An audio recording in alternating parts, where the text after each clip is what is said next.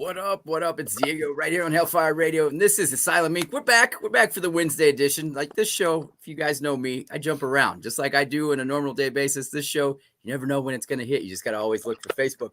While I'm talking about Facebook, make sure you like, share, subscribe, follow everything. Do all that. Share it out right now to your groups. Tell your mom and them I said hi. Let's go today. Very, very excited. We finally got it done, boys. We're finally here. Yes, Nashville, Tennessee's own the Blue Trees. How's everybody doing this evening? Man, Doing well, man. Good to be here. Nice. Good to have you on. Thank you for doing this. This is very awesome. I've Thanks wanted for this having one us. for a hot minute now. So everything, like, we'll just jump right on into it. And like, it is what it is. Nashville, we have our own problems right now with the bombings and stuff like that. So Absolutely.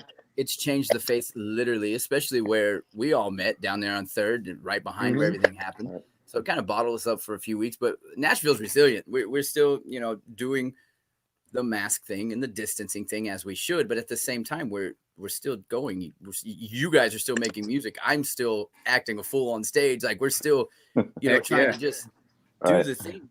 So, I mean, I guess the biggest question just to get into it is like with all the ever changing world every day, day by day, and the dreaded word COVID, right? Like how has that changed like songwriting or the way you guys approach anything in the last 8 months, if at all, like compared to just a normal everyday do what we want, go where we want type of situation?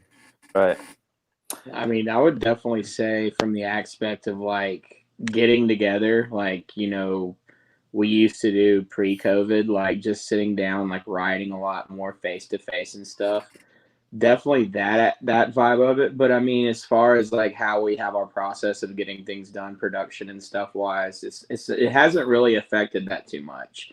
So I mean, there's things that has and things that hasn't, but I mean, for a lot of it, I mean, it's really kind of stayed the same for the most part. There's so much now, technology and like virtually being able to, work on recording sessions like in the cloud and, bouncing stems back and forth. We do a lot of that stuff. I do a lot of production stuff like that. So we've been able to, really crank out, a good amount of songs and considering, of the circumstances, this year alone. Kind of along those lines too. It's like back in May when everything was kind of happening, around the world, it's like, it felt really good, just to be able to, put out one of, the first songs we wrote several years ago as a single, our song Sex Appeal, we're really excited about that one. So just, again, to really be able to put something out for the world and people, just in the circumstances, I felt really good. Yeah, for sure. Yeah. Hell yeah. Yeah. That's kind of the universal answer overall. I think for all of us, we're still doing our thing. For people, for DJs, for the radio DJs out there, it's kind of like a level playing ground, right? Everybody's doing this from the confines right now. So it's awesome and it's not, right? It's awesome and it's not. We can't get out to the big festivals that we want to get out to, and we can't, do everything we want to, but what we can do, it just makes it that much more special, that much more better. Awesome. Absolutely. Whatever word you want to use in there. Absolutely. That is what it is. For those of you just joining us, welcome. This is the Asylum Inc. right here on Hellfire Radio. Like, share, subscribe right now to all your groups. Share out to your friends and your groups. Hit up the website, hellfireradio.com. If you don't know, now you know. Join right now. It's the Blue Trees, Nashville, Tennessee's own. If you've never seen these guys live, this is how it started with us. Is the first night that I wandered into Bowie's down in Nashville, seeing, kind of filling out the scene. Like I think I would like to get in here and I might start hosting these shows. We'll see. You guys were there the first night and you guys were unplugged. You were acoustic, and I was like, unplugged. These guys are amazing. But I was like, if they just plugged in, please plug in. And then lo and behold, 2 weeks later, right, plugged in, and I was like, be my friends. You guys are awesome. Like, got the best of both world experience in a short amount of time. Exactly right. So that's funny how it just works out. It just works out like that, right? It does. And with what they're doing down there right now at Bowie's, like the community, like it's a small knit community of bands, but really it's big, but it's small, it's tight. You know what I'm saying? Yeah. I think the word community, well, you said community, and like just kind of that word kind of really comes to mind, especially in the past 2 weeks. We were supposed to do another show at Bowie's, almost 2 weeks ago. Yep. And, it fell through just because, when it happened on Christmas. But, a venue, Live Oak, they came through within an hour and the show went on that night. We were able to, pull it through, and it ended up being a really, really good show. Yep. For sure. For a good way to end 2020. That it was awesome. From what I missed that show. I was supposed to be out there too. I had some things that held me up. So I told Jacob last night, I was like, man, I just had to watch it from afar. I just watched it on Facebook and I was just like, all right, yeah, I should be there right now. But it happens. Shit happens. It's all good. Yeah. It's all good.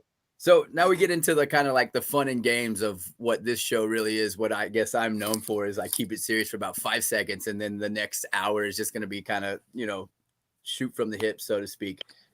So kind of what is your, like, of all the tours you've done, whether it be in this band or different band or just anything really together, separate, what's the favorite tour you've ever been on? Like basically road stories. Jake, why don't you take this one? South by Southwest was pretty good. That was probably one of my like favorite remembrance stories. We I guess it was back in 2016. Yep. We had been offered to play a couple of the music festivals along with South by Southwest out in Austin, Texas. And man, dude, we went all the way out there. We drove, we stopped, we played it. I think we played at my grandmother's bar at the time in Louisiana in Jennings, and just got shit-faced and just had a great time. And then we got to Austin, and it was just like complete just party. You got to tell the Airbnb story. Oh yeah, dude, we got this Airbnb. So we're staying at this Airbnb, and it's like really nice. And people, dude, it was just so much that happened. Like one night we were playing beer pong. One of my buddies chugged like a half gallon of Jack Daniels, passed out on the floor. I mean, it was true rock and roll shit.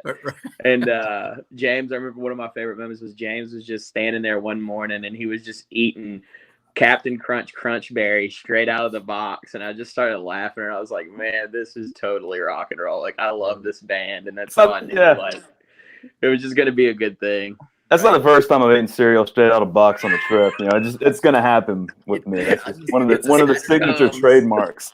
Yeah, that's a Saturday morning for me, just standing in the kitchen in my boxers, just eating cereal. I wish the fridge wasn't so far away. I got that milk in there, but I'm just gonna keep going. Yeah, dude, dry I think there was because we did a kind of like a little run on that same time period at the beginning of 2016.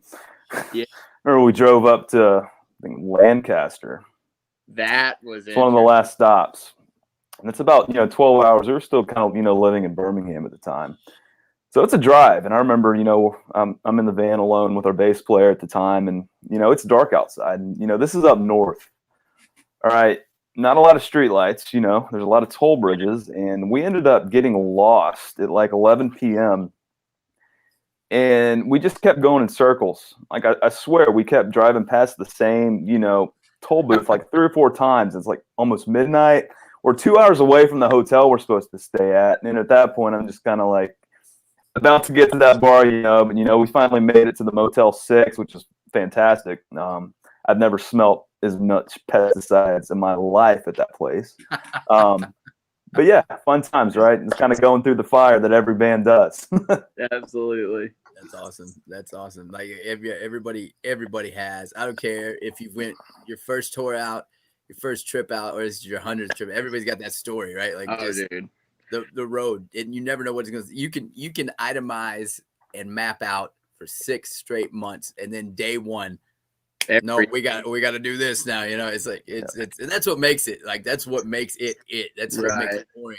It's the journey. It's not the destination. It's the journey. Exactly. Because look, I mean, you get all the stories, and then 9 times out of 10 you make new friends along the way. Remember that dude at the gas station and borrowed your shoes, and you come out and right. Like that. Like it always goes down like that. For those of you just now tuning in, special guests on the Asylum Inc. tonight is the Blue Trees right out of Nashville, Tennessee. You can hit them up on all socials, correct, gentlemen? Absolutely, yes, sir. Yep. Instagram, Facebook, MySpace. MySpace is coming back. We just started. Well, we don't have MySpace, but maybe we need to get a MySpace. Yeah, I didn't know that. I just found it out last night. I got the messages like, hey, we got a MySpace now. And I was like, how old is this message? Like, I mean, it's cool because I love MySpace. I'm old school. So it's like, hell yeah. Does that mean I can put my little famous background back up, and then like have whatever Nickelback song was popular back in 2000? Right. Go find Tom. Yeah. Tom's your top friend, and then you got your other 4, and you just let them battle it out. That was so social media is a blessing and a curse, because with it we get to do stuff like this, together from afar or whatever. But the curse is like we all know what the curse of social media is. Just sometimes you got haters, sometimes you got smart asses, sometimes you got good people. Right. But nobody talks about how MySpace was the ultimate start of like hate, as far as, because you had the top 5, right? So then you go see your boy and he's like, man, I noticed those 2 girls and your mom was in the top 5 and I was out. And I'm like, sorry. Dude. All right. Yeah, I was still, man, I was like right at the brink of, junior high, middle school, and MySpace was like in kind of that transition, before Facebook kind of, took effect. So, memories are kind of vague, but I definitely remember Tom out of everyone. Yeah, like right at the MySpace era is right when I got into radio. So like MySpace and music was clicking at that time, right? So it's like it was perfect hand in hand. And then Facebook come in, and then my PD come in. He's like, everybody needs to make a Facebook profile, and I was like, oh, whatever. And so I would just sit in the studio for 6 hours at a time on my air shifts and play fucking Farmville, like, because I didn't know what else to do with Facebook, So it's like, my crops look good and I had a bunch of chickens, but I, go plant some corn. Yeah, exactly. Exactly. So just like kind of give everybody out there right now, like the backstory of how did Blue Trees come? How, like, where'd you guys meet? What's the origins of this band? Yeah, dude. It's another classic story. It is. It started back in, I guess 2014. I had, 2015. I had started like a little solo project in 2014, and was just looking to like try to add something to what I was doing, and reached out to James through a classifieds ad online that I'd came across, and we had connected. And then shortly after that, we just got together and we started writing. And like the first 10 minutes, 15 minutes of meeting each other, we had wrote a song out, and that chemistry was there, and we were just like, by George, this is something that definitely should happen. And through then, it just literally started like, just going around and coming around, and really just making, we made an acoustic album, started off with a demo album and stuff, and then the band just really started coming together and forming. And that's now we're here. We ended up bringing in our newest bass player, Chris Bavacqua. He's from New Jersey. James met him through teaching at Belmont. And then we also brought on who our new drummer is, Mr. Austin Volp.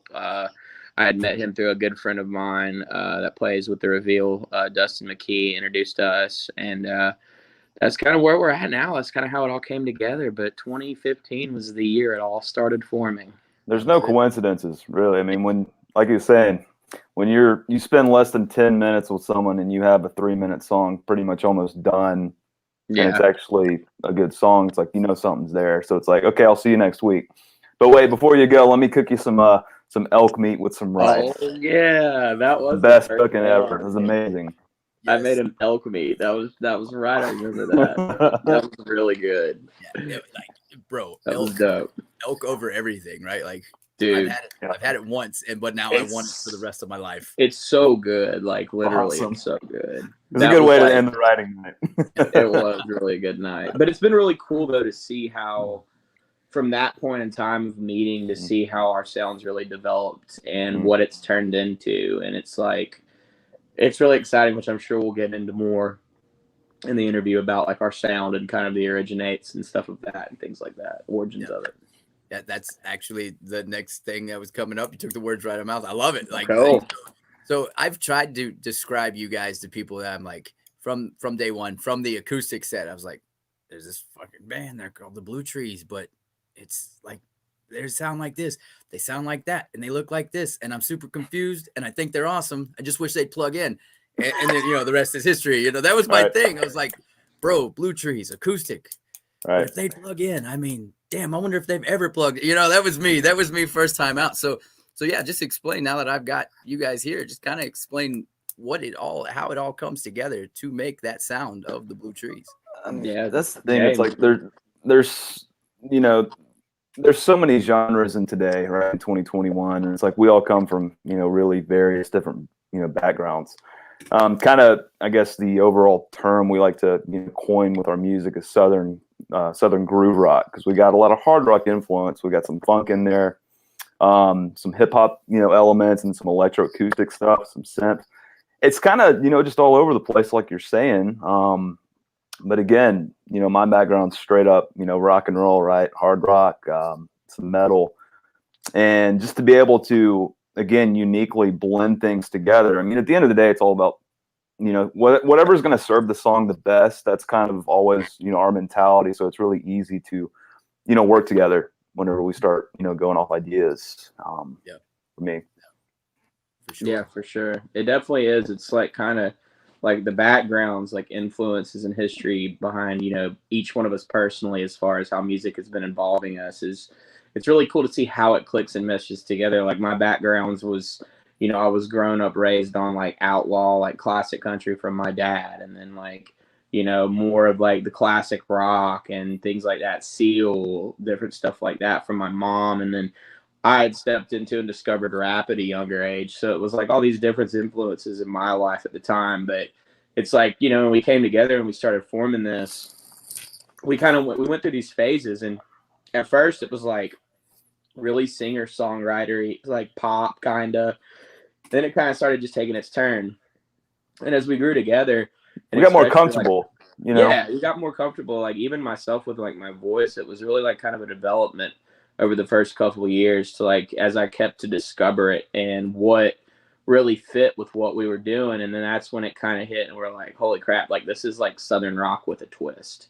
And it's just like you have these essences of classic rock, hard rock, funk, Southern country, outlaw music, and it's just all coming in together. It's this big monster and creating this thing. And it's like so weird because like you just said, it's like, what is this? It's like people hear it and it's so original that it's its own thing at the same time. And I think that behind the masterminding of what we're doing, I think that that's going to end up being a thing that's going to really give us the longevity in our career.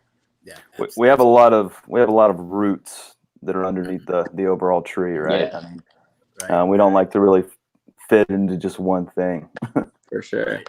It's kind of like Floyd and stuff. Like they're timeless sounding bands. Like you listen to Pink Floyd, Rolling Stones, like that's timeless music, and that's like the way we want our music to be. Like we wanted to have that timeless sound, that original sound that no matter if it's 20, 30 years from now, if you're listening to the Blue Trees, hopefully you are, but if you are, it's like this is going to be something timeless. Like that sound that is not going to go away. Yeah. It's like we want to keep the organic, the rock and roll, the fire of our influence, but always keep things fresh. Be able to relate Absolutely. to just fans from all walks of life. Absolutely, for sure. Yeah, and I mean you nailed it. Like the explanation, it nails it. Like what the one song that hooked me with you guys was Alabama Baby, and so I was like, okay, this is it. This is very awesome. This is very awesome. Just now tuning in, you are tuned into the Asylum Inc. right here on Hellfire Radio. Don't forget, little shameless plug, boys, for myself. Every Tuesday night in Nashville, Tennessee, I am at Bowie's. It's right there on 3rd and Church downtown. Yes, sir. Hosted by me. Yeah, the new metal messiah of Hellfire Radio. Diego, you come out and catch me out there. Catch these guys out there. These guys are out there a lot. They've played a few times, and like I said, all back to that community, man. Everybody love ELE. Everybody love everybody. There's a lot of support there, and I think that is the number one thing. When I was asked to join the whole scene, the Nashville rock scene, and then on top of doing the Bowies thing too, was like for years, if you ever tried to do something like big town, small town, whatever, it's like bands just want to step on bands, like little bands want to step on bands. Like one band thinks they're, Pink Floyd, the other one thinks they're the next Limp Bizkit, and then they badmouth one another, and then it's just like it's a toxic scene. Nobody wants to be there. One band leaves as soon as they're done. All their groupies go with them, and then you got 4 people standing there. But it's not like that, right? Like it's not like that. This is just such a go back to the word community. Like everybody supports everybody. Everybody's there to the last, the last thing said on the mic, and and even then people still hang out, and I just think it's awesome for me being in the radio game for so long and dealing with big bands, unsigned bands, just like garage bands, just to see the maturation of a band from the beginning to finish. It's to see what's going on right now in that scene it's breathed new life into me to want to do more. You know what I'm saying? So like to you guys and the reveal and just everybody out there, like I guess it's a big thank you from me to you guys. Like you've made me want to do this shit again, like just because it's alive, bro. Like, rock is alive, the scene's alive. It is, man. And just the goodness of rock. Rock's not dead, right? Like we're still out here, we're still hanging out here right now. Absolutely. Oh, for sure. That's things like you treat people right, you do good, it's going to come back to you. It's like people see that. Right. It doesn't matter the industry, but especially in Nashville, it's like, you'll go much farther, if you're legit and again, do right, you're honest and believe in what you do, people are going to notice that. That's it. 100%. So we'll get back into a little bit of the fantasy world for a minute. So this is a question I asked a few times to a couple different bands. It's always just fun to hear people's answers, right? Because it puts them on the spot and they're like, oh man. So like if you could be in any band, it could be old, new, a come up, it doesn't matter. If you could be in any band doing what you do in Blue Trees or playing another instrument, whatever, who would it be? Oh man, I have to think on that for a second. That's a tough question, man. It's hard to narrow down. Oh God. I mean, I definitely love the Blue Trees with all my heart. So that definitely doesn't take, from an unbiased definitely. But fantasy wise, I would probably have to say like Pink Floyd. I would love to have been a part of Pink Floyd. Dude, I like it. Yes. Yeah. I would have had or you know what? Actually, since a lot of people tell me I look like Jerry Garcia, I would have to say the Grateful Dead. I could take Jerry's place for a little bit. I've never said it because like the Fred Durst thing resonates, and I know how it feels for somebody to be like, bro. And so like first time I met you, I'm from the Bay Area, so it's like Metallica and the Grateful Dead, you pick a side, right? And so it's like, man, because you're tall, I'm short. There's no secret, I'm short. So when I look up at you, I'm like, holy crap, he looks like Jerry Garcia. Like, but I never put that out there, So now it's out there. Now it's out in the open. It's cool, man. Grateful Dead. Not a lot of people dig that deep. You know what I'm saying? But that's very badass. Yes, hell yeah. What about you, Jay? Oh man, it's kind of a blend between two. Obviously, if you listen to my playing, I'm, as cliched as I'm very inspired by the old guys / GNR, right? Guns N' Roses. I love that raw, that energy, right? That passion, that organic playing. They'd be fun to play with, back when they were, still the dangerous band in the world in the 80s, right? Right. But then also part of me would think it'd be really awesome to play with Tool, just coming from a more technical background with rhythms and writing, song structure stuff. So yeah, I had to pick two. Probably be them. Hey, man, you can pick 5 for all I care. I like hearing what people say because, like I said, it is a. So where do you go with that? It's so many things. Because as soon as you say, and then you're like, I'm away, but also, and then again. So yeah, it's fun. It's fun to just kind of think outside the box a little bit on stuff like that.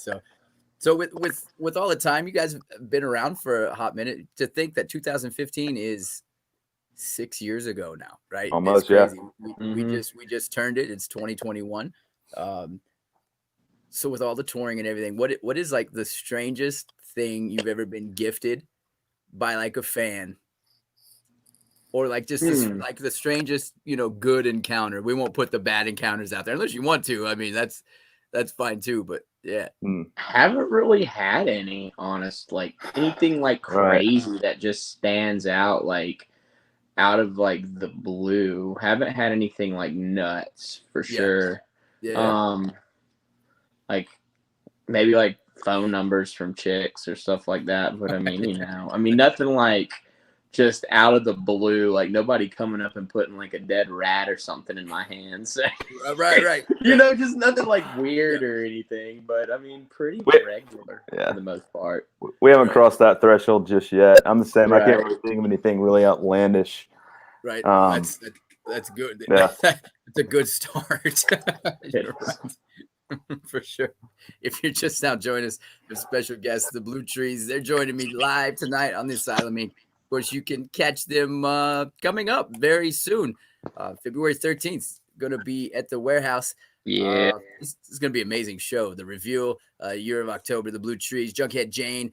It's just going to be a good time. I think, rumor has it, I may be hosting this show. I think.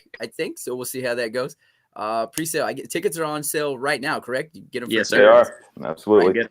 And then, of course, it's going to be a little bit extra, $2 more for day of. So don't be that guy. Don't procrastinate. Go out and get those tickets now, and we will see you out there on February 13th. So that's going to be a good show. I cannot wait for that show.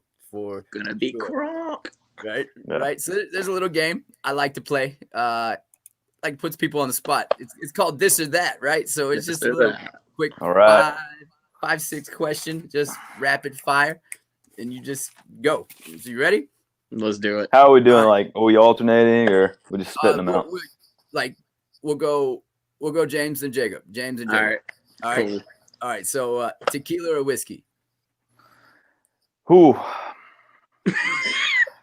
I had like some iced tequila, I guess, a couple weeks ago, and some on New Year's, and it's actually pretty good. So I don't really drink a lot of like hard liquor really anymore, but occasionally that kind of felt kind of nice the other night. Yeah. Yep. What about you, Jacob? Tequila, 100%. That's all Yes, I sir. drink. Yes, Love sir. it. That's any kind. Any kind of tequila. Yeah, It doesn't matter. Tequila is the way. It's the way. All right. Plugged in or acoustic? I mean, definitely plugged for sure. There's nothing like the energy of plugged, Absolutely. but it's fun at the same time. To be able to pull it off acoustic, it's just different. Yep. Yeah. I mean, definitely plugged too, for sure. But there is something very intimate about the acoustic vibe too that, you don't necessarily get from the live. But I would honestly I would say mixing it in a cool way though, like to where you do have some songs that are more acoustic lean towards, even in a live show, that you still get that unplugged feel, even though it's plugged in. Right. That's the thing with a lot of our songs. We got Jacob doing a lot of backing me on rhythm acoustic for rock and roll stuff, and it works. It does, yeah. It really so does. Yeah. Again, best of both worlds. Yeah, exactly. Van Halen or Van Hagar? Definitely Van Halen. Okay. For sure. Yeah, Van Halen. For There sure. There we go. Coke or Pepsi products? Definitely Coke. Absolutely. Okay. Yeah. Yeah, Coke products too, for sure. Yeah. I mean, some people say both, like, Coke and Pepsi, they taste very distinctly different. Some people I can't really tell a difference. Like, there's definitely a difference there. It's just not the same. For sure. You can. I don't do the soda anymore, but I was also a Coke guy. Can of Coke, 12-pack of Coke will disappear in a day around me. So you ever see me walking around Bowie's with a can of Coke, knock it out of my hand, because I guarantee you I've got 6 more sitting somewhere. Just hide them, find them, hide them from me. The Mexican ones are actually really good. The ones with extra the sugar in them, those are delicious. Yep, legit. And the glass bottles too. Like I didn't think that was a thing until I moved. You can't beat a glass bottle Coke. And I was like, "There's no difference." And then I was given one. I was like, "Okay, you win." Like this is because we don't have them out west. Like I never seen a glass bottle of Coca-Cola till I moved here to Tennessee, and so I was like, "It exists. It's not just a legend." Tacos or burgers? Oh man, definitely some Doritos tacos from Taco Bell. Okay. Love those. Yep. Yeah, I'm gonna say probably tacos, like going to like those little Mexican street stands and just like loading up on tacos and stuff.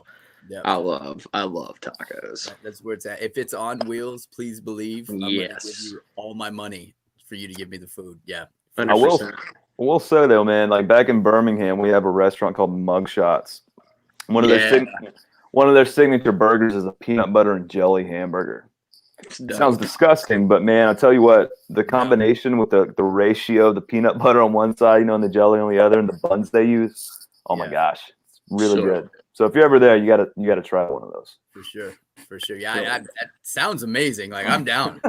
Yeah, I know it's weird, but it's really good. No, As long as it doesn't have mayonnaise on it, I'm probably gonna try it more than once. Yeah. It is mayonnaise free. Thank God. And then the last one, we'll let you guys off the hook on that one. Outside venue or inside intimate venue? I feel like that one's even kind of hard to answer this year because we actually got to play a festival in July at this town outside of Nashville horse race, and it was a fun outdoor gig for sure. Definitely probably one of my favorites. But I mean, there's just something about a really good sounding sound system, with the right acoustically treated venue that just kind of is unmatched for sure. Yeah. I would definitely say indoor for me. You just, the feel you get from an indoor venue, like James said, with the right sound, it's hard to pass on that, like even outdoor, I just don't feel like you get as much, like you can, like for sure, like if it's done right, but there's just something about the indoor experience. I feel like that's just so much more energy and fun. Yeah, for sure. That was a younger thing for me, especially before I got into the industry, of doing all this. It was like you always want to go to the biggest outdoor festival you can get your hands on, right? Like you wanted to go to that, and then you go to like a stadiums per se, and that's cool. But then you get into like they always call them a dive bar, but I mean, it doesn't really do any bar justice. Like any kind of setting like that indoor, like you can't beat it. You can't beat it. Yeah, you can't. For sure. It's something about it. The sound, the feel, the atmosphere, it's all there. It's every bit of it is there. So it's kind of put it out there for everybody. Like, tell us a little bit more. Like I got your website scrolling on the bottom there. So just give everybody the details where they can find you guys, where they can find your music, what's coming up next, what you got in the store, albums, like just put it out there. For sure. Yeah, dude. We're definitely we got a single we're probably going to put out probably mid-February. We're excited about. Again, Jacob, we got a lot of stuff on Spotify. You can find all our stuff: Spotify, Apple Music, Amazon Music, Deezer, all that stuff. It's out there. We released our debut album. We released our debut album back in 2018 called Procrastinated Memoirs. That's out too right now. We've actually almost hit 500,000 streams on our song Rhythm and Bruise, which is really cool. Hopefully going to top that pretty soon, so we're excited about that. But as James says, we're getting ready to release a new single in February, mid-February. Haven't exactly had a date on it. But again, follow us on social media, all that, the Blue Trees. Keep in touch with us. You can get all those links through the website, bluetreenation.com. We're also going to be dropping some new merch and things like that, too, coming out through the year. So, we're really excited about that. And then hopefully trying to figure it out, maybe some more, but hopefully trying to get an EP together, too, maybe for like late summer or something like that. Again, that's kind of, with 2020 in mind, it's been really nice to be able to work on, a handful of stuff that, is kind of near. We got some stuff, to do some comping on and whatnot with certain parts, but kind of really excited, just about more of the newer stuff for sure. So again, always having something to look forward to that's in the near future. 100%. Awesome. Yeah, for sure. For sure. If you're just now joining us, we're sitting down with the Blue Trees straight out of Nashville, Tennessee. If you guys not seen these guys live, you need to get out there. You need to hit them up on Facebook, hit them up on all the socials, Instagram, check their schedule, see where they're going to be next. I guarantee you, I'm not going to be too far away. Just probably look to the stage left or right. And you'll just find me. Just look for the hat. That's where I'll be. And speaking of tours and things coming up, shameless plug, I will be joining Pigweed on the first leg of the Road to Domination tour that is coming up February 25th in Louisville, Kentucky. For more information, you can go to the website, hellfireradio.com. You can also go right here on my personal Facebook page.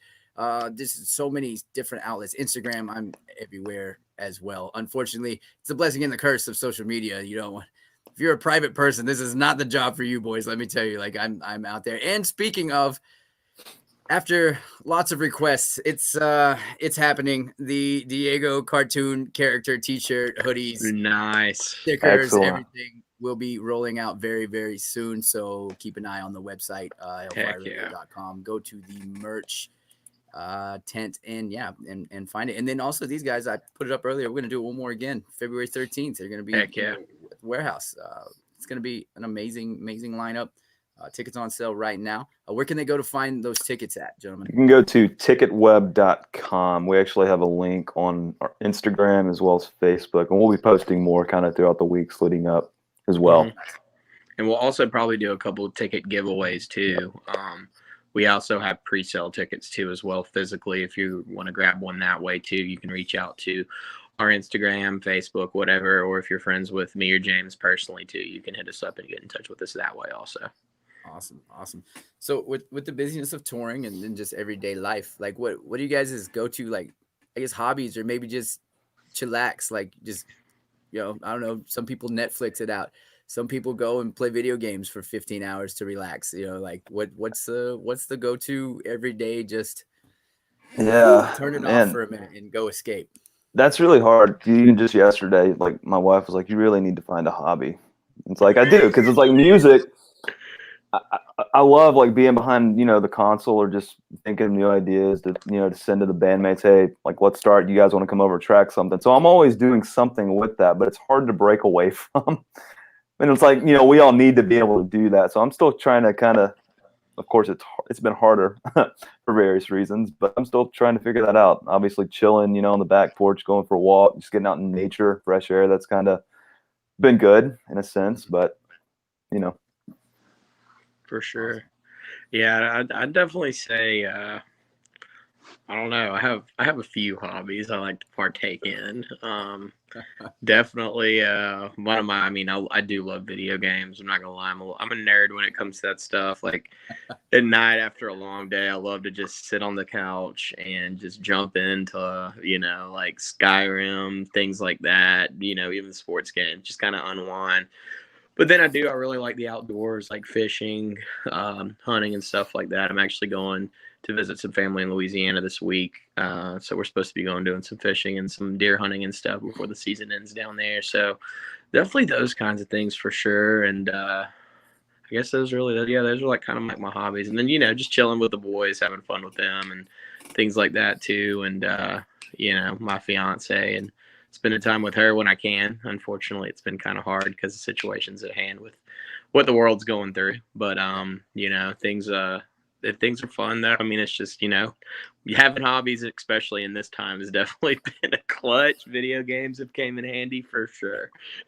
Yeah, I definitely got to get off the couch more for sure sometimes. But again, at the end of the day, we're here, we're blessed. We get to do what we love doing. Absolutely. And, if you do something every day, doesn't matter what it is, just to, move forward, positively, progress in whatever way that is. That's kind of, the medicine, right, that keeps us just going. So.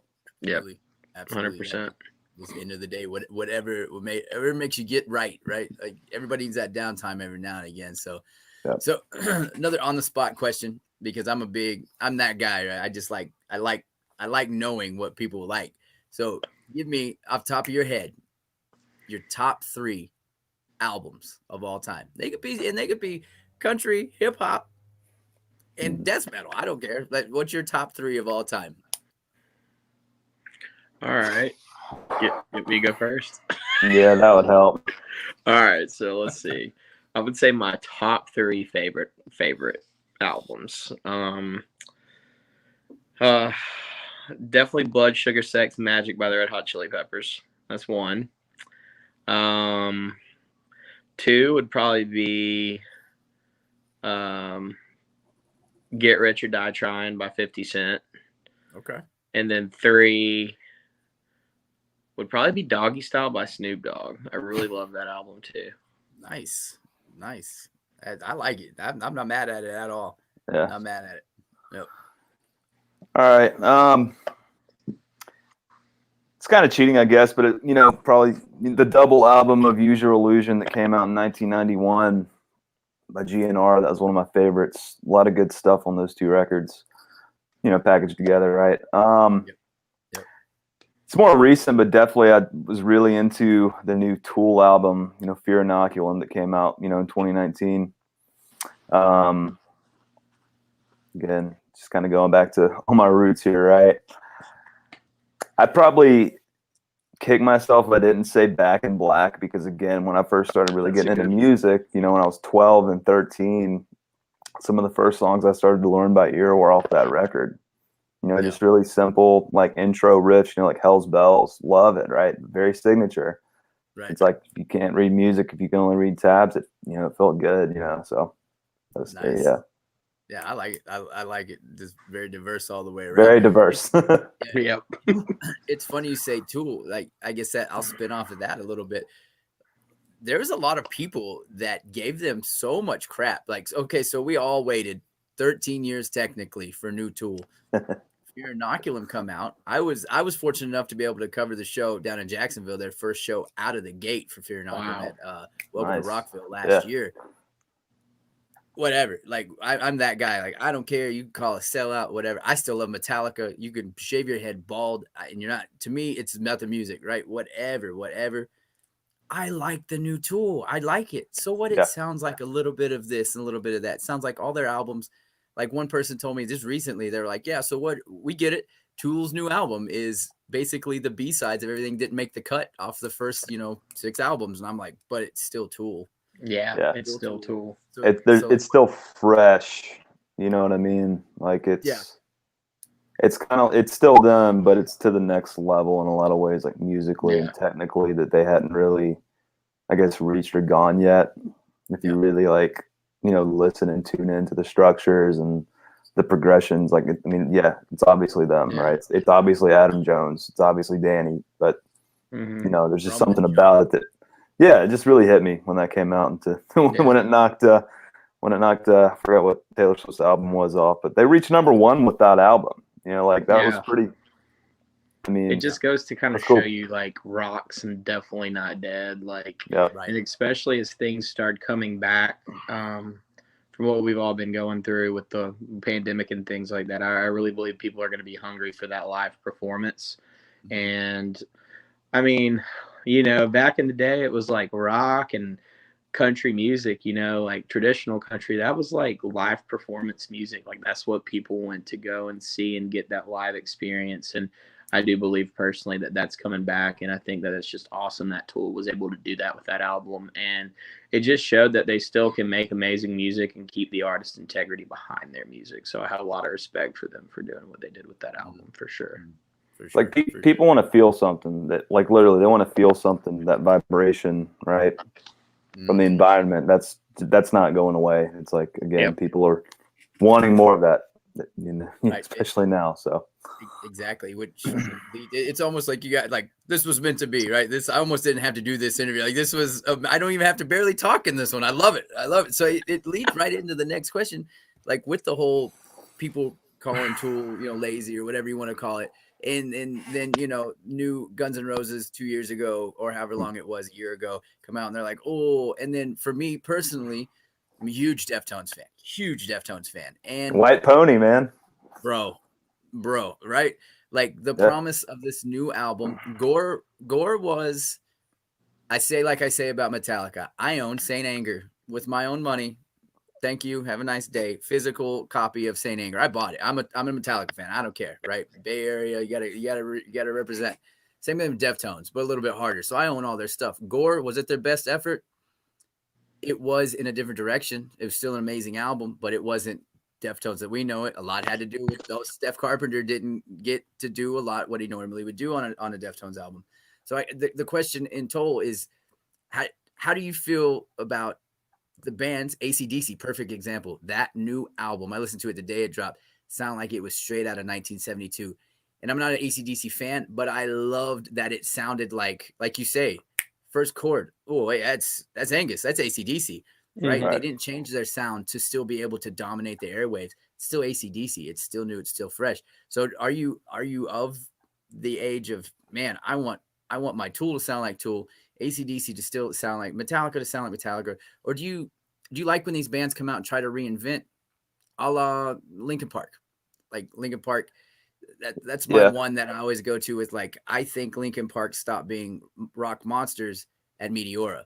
Their other albums, in my opinion, of course, were good for what they were. But if you're gonna throw them, especially in the new metal kid era, right? Like, Meteora is kind of where they turned the leaf and started doing new things. That's Linkin Park. It sounds like Chester. I hear Mike, but it doesn't sound like him, So what's your take on that? What do you guys like to hear in your legends, for the most part? Like, Well, the song's a song. I mean, at the end of the day, as an artist, you want to make what's going to serve the song the best. What are you going for? It's like, I don't really like to think of things like that in a box per se, right? Mm-hmm. It's like you go back to Metallica, you go back to Ride the Lightning, fast forward a decade, then you get Load and Reload.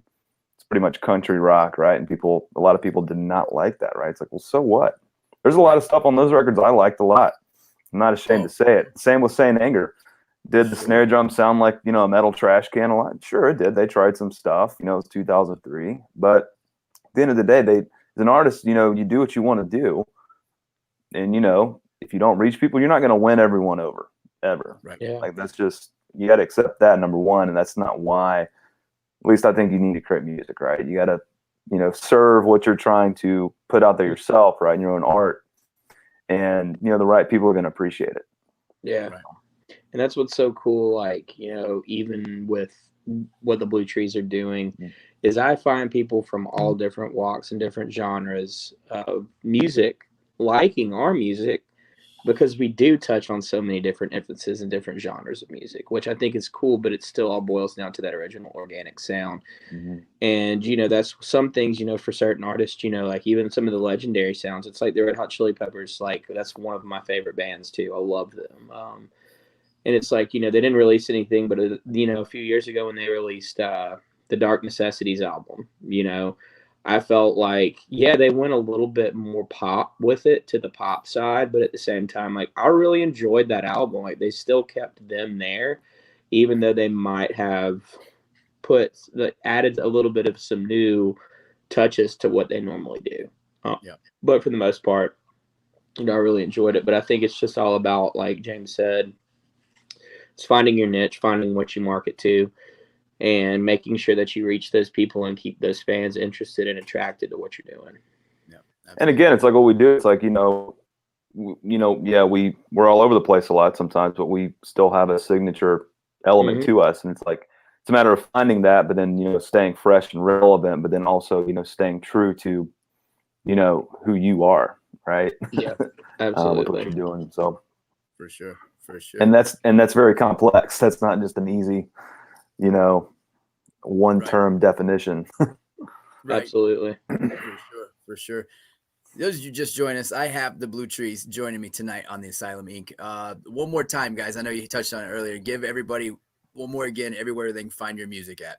Yeah, so you can find everything on Spotify, Apple Music, Deezer, Amazon Music, pretty much any place that has music you can stream and listen to, we're on it. You can also find all the stuff if you hit the bluetreenation.com. You can get our merch, you can get whatever you want to find out about the band bios, all that good stuff, tour dates.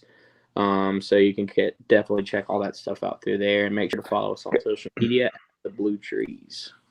Got a few crazy pictures just exclusively on our website too, so definitely check that out. Yeah. Awesome. For sure. Well, guys, it's been awesome. I'm glad we finally got this done. Heck yeah, dude. Anytime. You guys welcome back. Anytime you want to do it, you want to debut new music, we're here. Let's Heck do it. yeah, dude. Don't forget, Sounds go good, to the man. website, hellfireradio.com. You can hit us up on all your socials. Like, share, subscribe. Also, to this whole Facebook game, we have a radio station on the other side. We're an actual radio station, and you can take us anywhere that you want to go. All you got to do is download the Live 365 app, search Hellfire Radio, and there you go. Gentlemen, thank you one more time. Stay on after I'm chat with you guys for a second. We're going to close up the show. Until next time, we'll see you guys later on. See you, dudes. Thanks for sticking. See ya.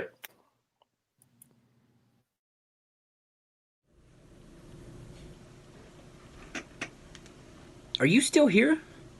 It's over. The show's done. Go like, share, subscribe, Hellfire Radio. Also, you can find us on YouTube and Twitch and Twitter and Instagram and Facebook. Like, share, subscribe. Now go on. The show's done. Leave me be. I need coffee.